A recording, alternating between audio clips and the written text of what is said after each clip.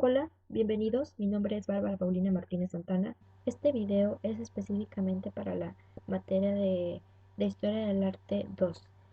Y el artista que vamos a ver a continuación se llama Georges de Latour. He aquí por fin el gran artista, el gran maestro, casi olvidado por varios siglos. Su reaparición ha sido el mayor descubrimiento artístico de los últimos tiempos. Georges de Latour era un pintor francés, famoso en su tiempo y luego completamente olvidado. No fue redescubierto hasta el siglo XX, en particular por Hermann Bosch, específicamente en 1915. Ah, la documentación que habla sobre él lo muestra como un pintor acomodado, económicamente hablando, desabrido en su personalidad y reconocido, muy reconocido en lo profesional, alcanzando en el culmen de su carrera el nombramiento de pintor del rey. La publicación por Hermann Bosch de un artículo en una revista alemana, entonces se le atribuían únicamente tres obras. Más adelante las veremos, pero se las menciono desde este momento, que sería la aparición del ángel en San José, el recién nacido y la negación de San Pedro. Si ustedes buscan en Google a Georges de Latour, les aparecerá una pantalla más o menos similar a la que yo tengo aquí. Hay una gran similitud entre la imagen de Georges de Latour, que es el primer artista a la izquierda, y del último artista a la derecha. Sin embargo, si le damos clic a esa imagen, es prácticamente la misma, ¿no? Pero este no es Georges de Latour. Probablemente algunas páginas de internet nos confundan con su imagen sobre su retrato, pero este no es un retrato de él, este es un retrato de Eugene, el artista que está a la derecha. Solo nos quedamos con que fue un gran artista. Continuamos. Él nace en Vic-sur-Seine, en una familia de artesanos y pequeños propietarios. Um, Vic es una ciudad episcopal, como la vemos a continuación para ubicarnos en el mapa. Vic es una población próspera gracias a la explotación salina, pero también la población tiene una rica vida intelectual. Vic es una ciudad episcopal, una ciudad católica en medio de una Francia protestante. Podemos ver en el mapa, voy a poner el láser. Ahí está el láser, Vic es más o menos donde aparece la marca, está muy cerca de Nancy, de Lunéville, y vemos que acá está París, son algunos de los lugares que frecuenta Georges de Latour. Esta es una imagen de la ciudad de Vic, pero años más adelante, y precisamente existe en la ciudad de Vic el Museo de Georges de Latour. Y bien, continuando con su vida de Georges de Latour, bueno, eh, él nace, como ya lo dijimos, en Vic-sur-Seine en 1593, específicamente el 13 de marzo. El 14 de marzo de ese mismo año recibe el bautismo. Esto es muy importante porque reconocemos que es un pintor católico, por lo tanto, muchas de sus obras, sobre todo las de la etapa nocturna, van a ser eh, obras con este género religioso. El 12 de diciembre de 1613 aparece su nombre en una fe de bautismo parisina. Esto también es muy importante porque, de acuerdo y siguiendo los rastros de Georges de Latour en aquel tiempo, bueno, querían saber los expertos sobre dónde fue su formación, y en 1613 él se encontraba en París. Sin embargo, en 1616, el 20 de octubre, también aparece una fe de bautismo también, sobre todo porque a Georges de Latour le gustaba padrinar. Entonces, en este caso es muy importante ver que aquí ya reside de nuevamente en Vic. Posteriormente, en 1617, contrae matrimonio con Diane el 2 de julio. Diane es una mujer mayor, es mayor que él, una muchacha de noble condición. Y bueno, después de eso, en 1618, lamentablemente muere su padre. También los registros de la muerte se encuentran en nombre de este autor. Ah, Posteriormente, en 1619, nace su hijo Philip en agosto. Pero algunos dirán, ¿por qué es tan importante esta etapa? Bueno, porque en el periodo de la juventud es donde se le atribuyen las obras más realistas y más jugosas de Georges de Latour. Ahora hablemos sobre su aprendizaje, ya que esto pues tiene que ver un poco sobre la situación eh, en aquel tiempo de su juventud que estaba viviendo de Latour. Algunos le atribuyen a que su aprendizaje la debió de hacer con algún pintor de Vic, un pintor X, otros dicen que en Nancy, otros dicen que en el taller de un pintor artesano. Sin embargo, bueno, recordemos que no aparece en los registros de estudiantes el nombre de Georges de Latour. Ah, Vic La ciudad, el pueblo donde él estaba, era en aquel momento un centro de catolicismo con tendencia al misticismo. Mm, Prácticamente había muchas comunidades religiosas, había muchas fiestas solemnes y también predominaba mucho la afición a las lecturas de profunda devoción. El protestantismo estaba a la puerta y había que combatirlo o prevenirlo con muchos sermones.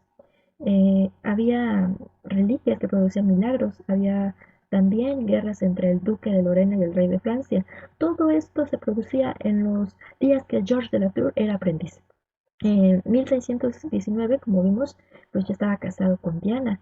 Eh, en sus comienzos como artista no tenemos detalles, tampoco hay, pero en 1620 sabemos que ya estaba instalado en Lunéville, capital de la región, obviamente de mucha más importancia que Vic.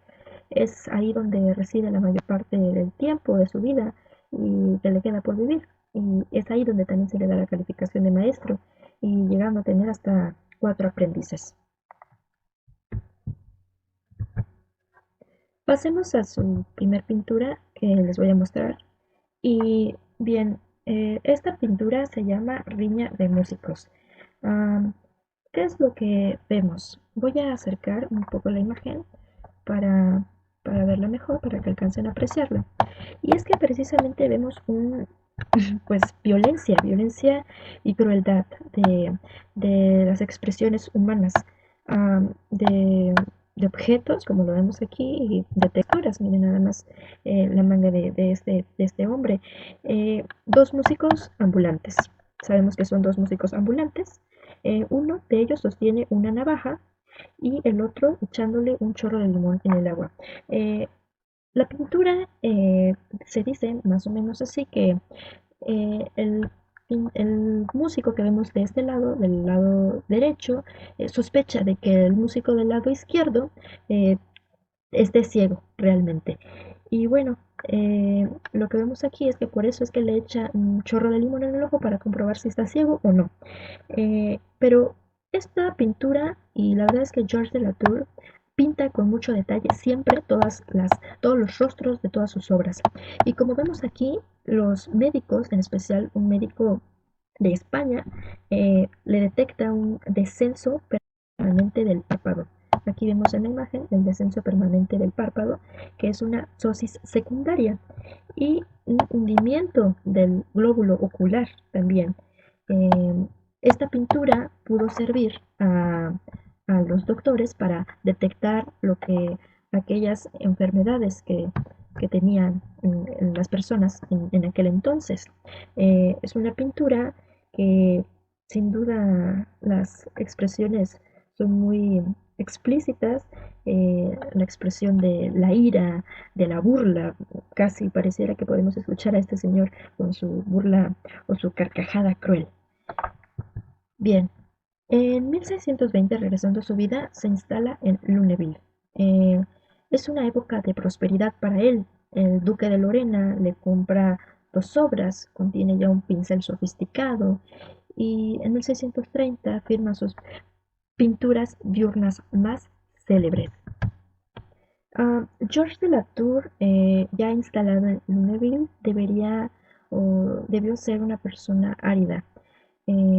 Bien, él tiene aprendices, debe enseñar a- al hijo de un sastre reconocido de Lunéville, a quien debía de enseñarle el arte de la pintura y alimentarlo durante 4 años. Por este servicio él recibía aproximadamente 200 francos y el aprendiz no podía abandonar al maestro salvo por malos tratos o negligencia al enseñarle. En 1925 es otro contrato de aprendizaje. En este caso va a ser el padre burgués de Remy de Mont, y pagará ya 500 francos. El tercer aprendiz es un sobrino del pintor. El contrato es de 1636, exige 800 francos por 3 años de pensión. Y el cuarto aprendiz es el hijo de un honorable zapatero, también de la misma ciudad, de Lunéville, y debe pagar únicamente 300 francos. Pero Latour, que se hacía llamar pintor de Cámara del Rey, precisa que el muchacho deberá servirle como criado en la mesa y hacerle pues ahí de lacayo cuidando de su montura. Georges de Latour tenía esa personalidad que no se exhibía tan solo con simples caballos. También tenía perros de lujo, como si fuera el señor del lugar. Creemos, bueno, yo creo en lo particular, y algunas personas con las que estoy investigando a Georges de Latour, que, bueno, estaba en su máximo apogeo. Eh, Él, pues ahora sí que vive años de prosperidad, acumula bienes, toma estos aprendices. Eh, Su familia también es muy próspera, aumenta a 10 hijos, y uno de los cuales seguirá sus pasos. Ah, Georges de Latour en este momento está en su máximo esplendor. Y bueno, vayamos ahora con la clasificación de su etapa diurna y su etapa nocturna. Pues las primeras obras pues fueron un poco más, con más titubeos. El artista pues consigue demostrar, a pesar de que eran sus primeras obras, consigue demostrar su gran talento con el pincel, con la pintura del óleo, sobre todo con respecto a la luz fría. Es un prodigio de recursos técnicos que se despliega en escenas diurnas, obras de un realismo crudo y desencarnado de su tierra, de Lorena, que coinciden con el esplendor del ducado y sobre todo con la propia prosperidad que él vive. Las escenas diurnas en general son de un realismo crudo y materia sofisticada. La que vemos de La Riña de Músicos, esa es una obra de la etapa diurna. En la etapa nocturna, por su parte, bueno, es cuando ya vienen los problemas en Lorena. Lorena sufre un apocalipsis de peste, hambrunas y guerra. Y bueno, creo que esto le afectó obviamente a Latour, que hace que vaya hacia una pintura más oscura. Eh, Son estas escenas nocturnas iluminadas solo por una vela, la mayoría de las veces, con preferencia a los asuntos religiosos, no todas, pero la mayoría. Algunos quizá fruto de algunos encargos que a él le hacen. Latour va reduciendo colores, crea figuras en penumbra, más geométricas y en un ambiente de quietud y silencio. Es interesante para mí las pinturas que es del mapa nocturno porque son casi monócromas y son de formas monumentales. Eh, Se ve claramente el silencio, la soledad, la inspiración fundamentalmente en la Biblia, y esta iluminación por velas eh, representó pues la mayoría de las veces a figuras solas y meditativas. También el fondo no es muy didáctico, es más sombrío, es algo más suave. Son hombres y mujeres en silencio, meditando, reflexionando y a la vez hacen que el espectador haga lo mismo. Eh, mm, Muchos al ver sus obras encuentran esta meditación, esta invitación a la reflexión sobre la condición que están viviendo en este entonces. Antes de pasar a ver más y adentrarnos más a la etapa nocturna, pues primero tenemos que ver la etapa diurna. Y, y sobre todo vamos a ver la pintura de la Buenaventura, que es la que aparece aquí al principio. Y bien, la Buenaventura es para algunos el más bello cuadro diurno de Latour y una de las creaciones más admirables de la pintura francesa del siglo XVII. Eso lo dice el experto del Louvre, Jean-Pierre Cousin. Eh, Su adquisición por el Met de Nueva York obligó al ministro André Malraux a dar explicaciones en la Asamblea Francesa. Bueno, ¿qué vemos en el cuadro? Vemos cinco personas, una persona noble por las vestiduras que tiene. Voy a poner el láser para que me vayan siguiendo. Y bien, vemos aquí al joven. El joven, bueno, está eh, pidiendo que le lean la mano, que le vean la fortuna. Esta mujer, vean el aspecto de la mujer, es una mujer ya de avanzada edad, y le está reclamando de por qué tan solo esa moneda. Sin embargo, él piensa, ¿no? Él dice, bueno, eso es prácticamente lo que te puedo pagar. Y él pensando que ya le leyó la fortuna con tan poco precio, pero lo que él no sabe es que detrás de él hay tres personajes que lo están estafando. Y vemos aquí a la primera que está tratando de cortar el, la, el cordón con el que lleva un reloj aparentemente de oro. Si miren nada más la mirada de ella, es también interesante la mirada de esta persona. La voy a acercar para que ustedes vean. Como les dije, George de la Tour pintaba con tanta realeza que vean los ojos de esta mujer. Una bella mujer, pero tiene un problema en sus ojos. A este problema se le llama estrabismo. Y precisamente también, a lo mejor no era una enfermedad que importaba en aquel entonces, pero hoy sabemos que es de suma importancia. Bueno, es un problema ocular. Eh, Como les dije, algún tiempo atrás, eh, las pinturas de George de la Tour sirvieron para detectar enfermedades de aquel tiempo.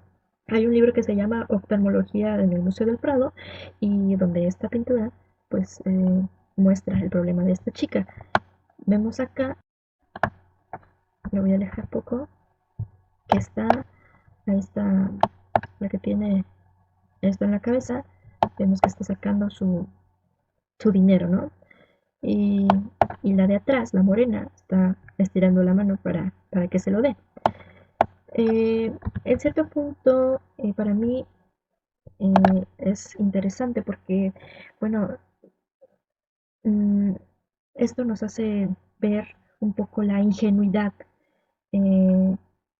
ingenuidad de nosotros contra las acechanzas del mundo. Es más o menos como la puedo traducir, como lo que me dijo a mí. Veamos ahora eh, a San Jerónimo leyendo una carta. Y bien, este San Jerónimo leyendo una carta, está en el Museo del Prado, es una de las obras, lamentablemente, bueno, erróneamente atribuidas a Zurbarán, eh, el artista español, con el que más veces también se ha confundido George de la Tour. Sin embargo, fue descubierta en 2005 en el Palacio de la Trinidad de Madrid. Tras su restauración, pasó a formar parte de la exposición permanente del Museo del Prado. Y vemos también aquí a San Jerónimo. San Jerónimo es un personaje de la Biblia, es un santo en el cual, bueno, no es de la Biblia, sino que es un santo, eh, está en el santoral. Me refiero a que es uno de los personajes más representados por Georges de la Tour, puesto que, como más adelante les voy a mencionar, en Lorena bueno, hubo este brote de peste, entonces a Georges de la Tour se le invoca en razón de la peste, de la epidemia. Y analizando rápidamente la pintura, bueno, vemos que San Jerónimo trata de leer eh, este, esta carta. L- el instrumento que está utilizando para leer se llaman quededos. Eh, Eran muy incómodos en aquel tiempo, puesto que no tiene el soporte, que es como unos lentes normal en la actualidad. Y, y también aquí vemos problemas de vista nuevamente en este personaje. Traerlos muy cerca de los ojos pudo haber sido muy incómodo. Sin embargo, vean hasta dónde, vean cuál es la distancia de los ojos a los dedos para poder leer la carta. Eh, Bien, pasemos a la siguiente. Ahora sí es San Jerónimo Penitente. San Jerónimo Penitente, bueno, San Jerónimo, un sacerdote quien, eh, como vemos en la imagen, voy a poner el láser otra vez, eh, tiene una cruz, sujeta una cruz con la mano izquierda y con la otra un látigo, bueno, para, eh, castigarse, flagelarse. También aquí hay una Biblia, ya que él fue el traductor de la Biblia latina, entonces aparece una Biblia como signo de eso. Vemos acá atrás una muerte, bueno, ya que también lo vamos a ver en pinturas de la Tour, sobre todo en la serie de las Magdalenas, también aparece mucho el cráneo de la muerte. Eh, y creo que no se nota muy bien en esta parte, pero en la pintura es un rosado en la piedra, ya que bueno, es la sangre que corre de San Jerónimo. Y vemos también muy bien representado la imagen, el cuerpo de San Jerónimo. Eh, pues nada más que admirar. Hay una obra gemela, también la vamos a ver más adelante, también es San Jerónimo penitente, pero hay unos otros signos que aparecen por detrás. Eh, ok, siguiente, el tañedor de Sanfona con perro. Vamos a analizar esa obra. Eh, bueno, es del Museo del Mont, hasta 1935 figuró en el museo. Sin embargo, al principio era atribuida a José de Rivera.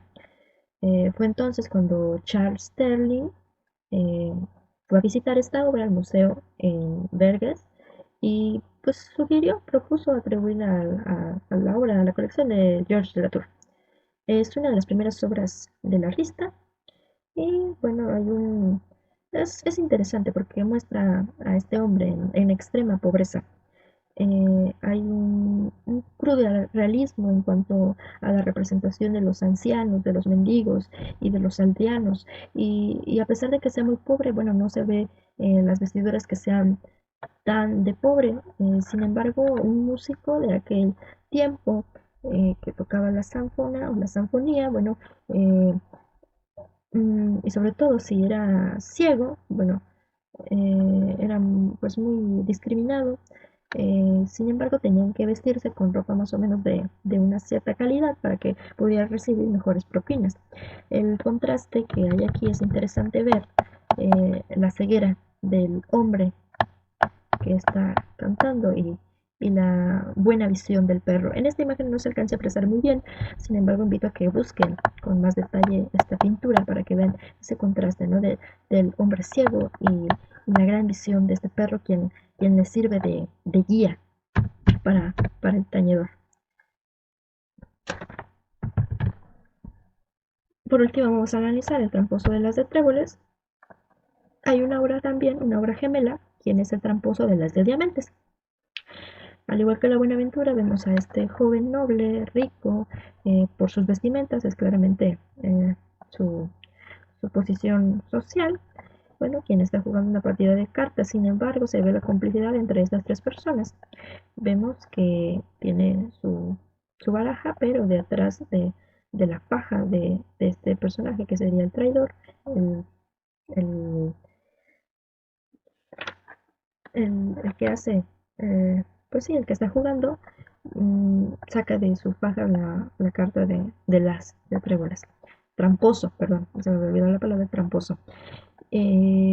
Bueno, como les dije, vemos la complicidad. Nuevamente vemos ese problema ocular en la mujer, quien probablemente por estar bien vestida, pero por el gran escote debe tratarse de una prostituta. Vemos que a la sirvienta la ve con cierta mirada, ¿no? Diciendo que no diga nada, tal vez. La sirvienta también tiene un problema ocular. Y bueno, es realmente fascinante esta, esta obra. Es un lienzo muy poco conocido hasta la primera exposición que se le otorga a Georges Latour. Eh, y bien, más adelante también vamos a ver el tramposo de las de diamantes. Vayamos ahora con la etapa nocturna y la primera obra que vamos a analizar es Job y su mujer. Bien, Job y su mujer es una de las obras maestras de Latour. Puede haberse pintado entre 1632 y 1635. Eh, Job agarró una tejuela para rasparse con ella, sentado en medio de la ceniza. Así es como lo relata el libro de Job. Y este detalle ha permitido identificar pues, la iconografía de esta escena. Su conservación realmente no es muy buena, pero en la zona donde se mantiene mejor la capa pictórica es evidentemente pues, la sutileza de las veladuras. Y sobre todo el modelado. La iluminación artificial en estas partes Por acá también vemos un poco de iluminación y sobre todo la simplicidad eh, de acuerdo a su anatomía de Job y de su mujer. Como sabemos, Job pues era este hombre quien era tenía mucha fe en Dios. Él amaba a Dios. Sin embargo, el demonio, el diablo, le dice a Dios, ¿sabes qué? Job solamente te quiere porque tiene todo, es muy bienaventurado, ¿no? Algo similar con George Latour. Sin embargo, Dios le dice, no, yo confío en que Job me va a amar a pesar de que no tenga nada. Eh, Job, posteriormente por el diablo, le dice, ok, el demonio habla con Dios y le dice, bueno, entonces quítale todo y vamos a ponerlo a prueba. Precisamente viene la prueba Job y Job tiene que pasar muchas dificultades, pierde su casa, pierde todo su dinero, eh, llega a contagiarse de sarna y, y su mujer en esta escena la vemos como en un tono de regañándola. Al final, bueno, ella en un momento también se va del lado de Job, porque Job es un desdichado. Sin embargo, Job, a pesar de esto, nunca perdió la fe en Dios. Y esto hizo que Dios volviera a darle todo lo que tenía. El sirio es muy identificado con la fe en Cristo, no apagar la fe, seguir creyendo en Él y saber que las cosas pasan por algo y que Dios siempre estará contigo. Es más o menos la representación de esta vela, la fe en Cristo, la fe que tuvo Job a pesar de que se le quitó todo, esa misma fe fue la que hizo recuperarse. La siguiente es mujeres purgándose. Vemos a una mujer. Este tema era muy habitual en aquel entonces. La iluminación pasada da una sensación, si vemos un poco escultórica, de hecho, eh, en un interior muy austero.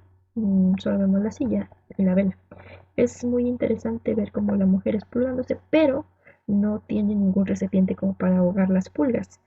Sin embargo, está matando una con sus pulgares mientras hay otra en esta parte de su estómago. Con una mujer semidesnuda, sentada en un taburete, a la luz de una vela. Su identidad pues es desconocida. Unos dicen que podría ser una María Magdalena, una Magdalena penitente, otros dicen que puede ser una madre joven. Bueno, en las teorías todo apunta que es una mujer cualquiera. Eh, bueno, su rostro parece al de la sirvienta que sirve vino, ¿no? En el tramposo de la carta del as al que porta el farol es San Sebastián, curado por Irene. Ese no lo hemos visto todavía, más adelante la vamos a ver. Lo raro, como les dije, es la ausencia de la jofaina, la jarra donde ahogan las pulgas. Sin embargo, bueno, aquí donde está representada la vela, nos encontramos también ante una escena de género. Simplemente una escena de género y nos da un motivo de reflexión. Esa luz puede evocarse a la luz divina o, o, o etcétera. Por su desgaste también, propio vemos la vela ya muy desgastada, puede también atribuírsele a una vida de servidumbre, de miseria. eh, Probablemente que es posible llevarse de las pulgas como la purificación del cuerpo y del alma. Más o menos es la representación que se le puede dar en cualquier detalle o la explicación que sea. Bueno, esta obra destaca por su realismo, su simplificación geométrica y, como les dije, la dimensión escultórica, sobre todo de las piernas. Vean nada más, eh, se data más o menos de 1638. Vayamos ahora con la aparición del ángel a San José.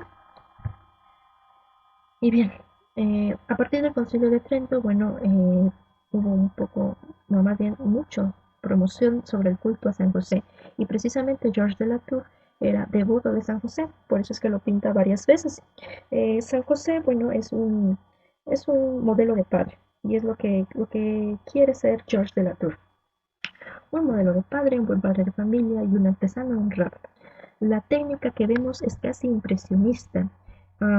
Bueno, vemos en la escena, destaca precisamente pues por el ángel, por San José que está en medio de un sueño.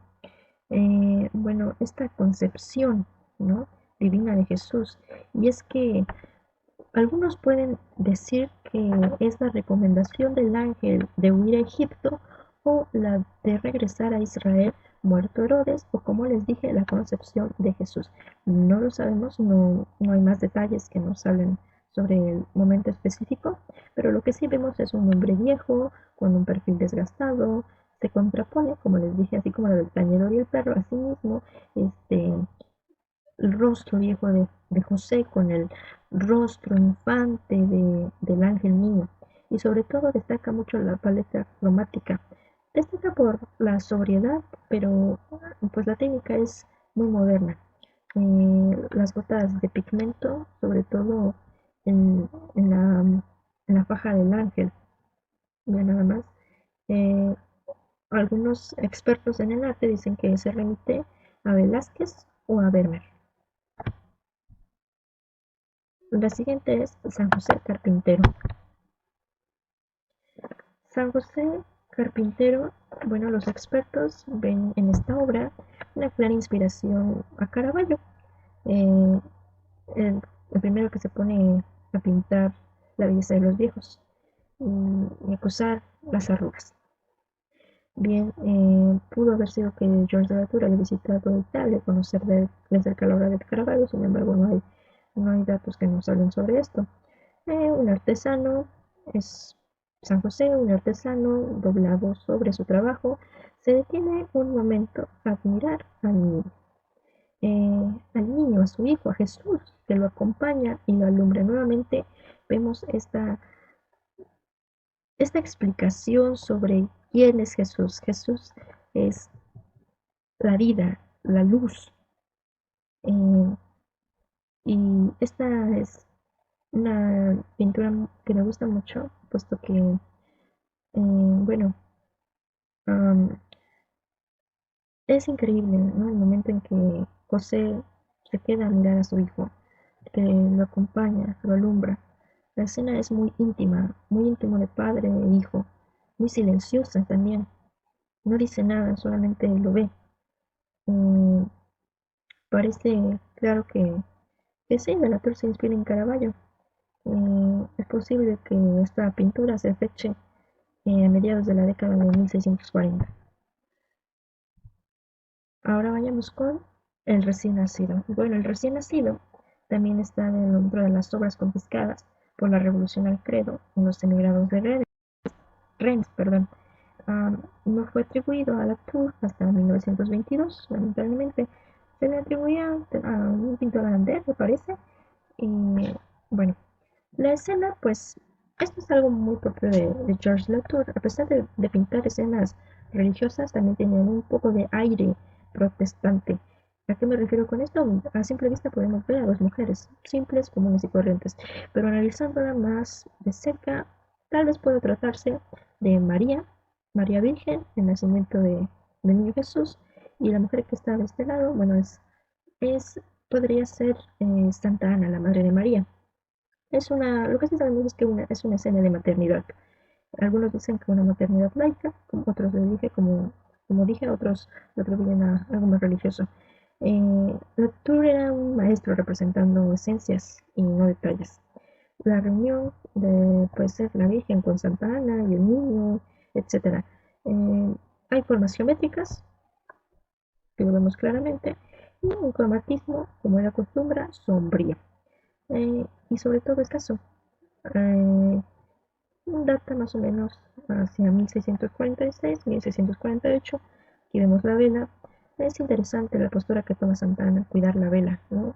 Al cuidar el precioso regalo que se le ha ido concediendo a la Virgen. Y es que la Virgen va a tener a Jesús en su vida oculta, en su vida oculta hasta el primer milagro a sus 30 años, donde comienza su vida pública. Precisamente lo que hace Santa Ana, guardar a esta luz para que muy adelante pueda ser el camino, la verdad, la luz y la vida. Vamos a terminar con la Magdalena penitente del espejo. Vemos a Magdalena, María Magdalena. El tema de la Magdalena arrepentida o la Magdalena penitente ocupa esta colección un lugar muy importante en la vida de Georges Latour, sobre todo en su historia. Y bueno, representó a María Magdalena en 4 versiones principales.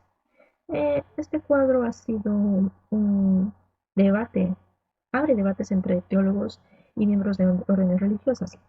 Vemos a María sentada a la mesa, reflexiona con la barbilla apoyada en su mano, como lo vemos ahí, voy a hacer una indicación aquí. Vemos, y junto a ella una vela encendida, no faltaba eso. Ahí vemos libros y vemos una calavera. Eh, es probablemente estos 3 componentes el centro de su meditación. Y es que María Magdalena, pues aunque la iglesia un tanto machista no reconozca a María Magdalena como un apóstol, pero por conciencia lo sabemos, sabemos que María Magdalena fue la primera apóstol de Jesús. A ella fue la que se le apareció una vez resucitado. Y es precisamente tal vez esta reflexión que tiene María Magdalena con la vida, con la muerte, sobre todo por el cráneo que aparece ahí. Tal vez reflexiona sobre la resurrección de Jesús, sobre la vida, qué pasa después de la muerte. Ella todavía está reflexionando. A mí probablemente me remonte a aquella espera, ¿no? Está en espera, está en reflexión, en espera al resucitado. Probablemente eso es una interpretación muy propia, muy mía. Sin embargo, lo que sí sabemos es que a pesar de ver esta imagen, eh, a todos nos remite a una reflexión, a, a mencionar esta fuerte piedad, esta fuerte devoción, ¿no? Para los que tenemos mucha fe en la religión católica. Ahora vamos a analizar las, los últimos momentos, los últimos años de la vida de Georges de Latour. Y es que en 1630, perdón, um, la vida de Lorena se llena de calamidades. El ducado se hunde por el conflicto que le enfrenta Francia y en medio de una epidemia de peste que durará pues 7 años. Hay una serie de malas cosechas, causan hambruna, 3/4 de la población muere. Latour se pone del lado del rey de Francia. Mientras Lorena se derrumba, Latour, que se ha colocado del lado de los vencedores, eh, ya también goza de una fama como pintor. Sus obras ya también se citan en una colección del rey Luis XVIII, rey de Francia, y del cardenal. Su producción se compone mayoritariamente de composiciones nocturnas. Era una época de grandes violencias, invasiones y saqueos, pues para los franceses entonces, dirigidos por este cardenal, Richelieu, trataban de imponerse en Lorena, que vacilaba entre Francia y Austria. Cuando los ejércitos del rey salían por un lado, los imperiales, con la traición o consentimiento del duque, entraban por el otro. El país sufría devastaciones, las crónicas locales del tiempo manifestaban desesperación. Además, del hambre que estaba producida por la rapiña de milicias y bandas de forajidos, se agregaba también la peste. Y bueno, él murió también de eso. Am, la peste también, pues, mm, cada vez eh, aparecía con diferentes síntomas. Siempre era mortal. Georges de Latour, como dije, murió de ella ya en 1652. Ah, el 15 de enero, el 15 de enero murió su esposa y el 22 del mismo mes su criado. Y el 30 el artista. Vaya, fue una serie de muertes trágicas. Pero bueno, antes de eso sí alcanzó su plena madurez. Como lo dije, la colección del rey estaba justamente la de San Sebastián, curado por Santa Irene. La serie de las Magdalenas comienza a pintarlas. Y bueno, en 1638, Latour, prevenido por el gobernador, abandona Lunéville. Es saqueada y arrasada. En este momento es cuando deja gran parte de obra en su taller y su taller queda destrozado. Sin embargo, su familia pues permanece sana ya en Lunéville. Y bueno, después de eso se traslada primero a Nancy y después a París. Luis XVIII le concede el privilegio de ser su pintor ordinario. En 1643, Latour vuelve a una Lorena mal, una Lorena arrasada, y se niega a pagar impuestos. Además, Eh, es cuando empieza, como les dije, la serie de sus Magdalenas, su tema más representado. Y bueno, en 1645 colabora con su hijo. Algunas de las obras están fechadas de esa época, parecen realizadas en el taller del pintor. Mm, Su hijo abandona después la profesión por el cargo de un teniente general. Y bueno, como dije, finalmente en 1652 Latour muere víctima de la peste. 8 días después su esposa, 8 días después de su esposa, que también fue víctima de la epidemia. Y bueno, aquí fue donde después de su muerte su fama se adormece hasta casi desaparecer. Hasta 1915, quien Hermann Voss un escritor, publica precisamente referencias en torno a Georges de Latour. Tres de ellas las acabamos de ver, quien fue, si no mal recuerdo, ah, en la publicación de la revista alemana La aparición del ángel, la San José, el recién nacido y la negación de San Pedro. Bueno, eso nos falta de más adelante la vamos a ver. Ah, Tuvieron que esperar a la exposición titulada Pintores de la Realidad, donde se exhibió en París en 1934. Hasta 1948 no se publicó una monografía completa sobre el pintor.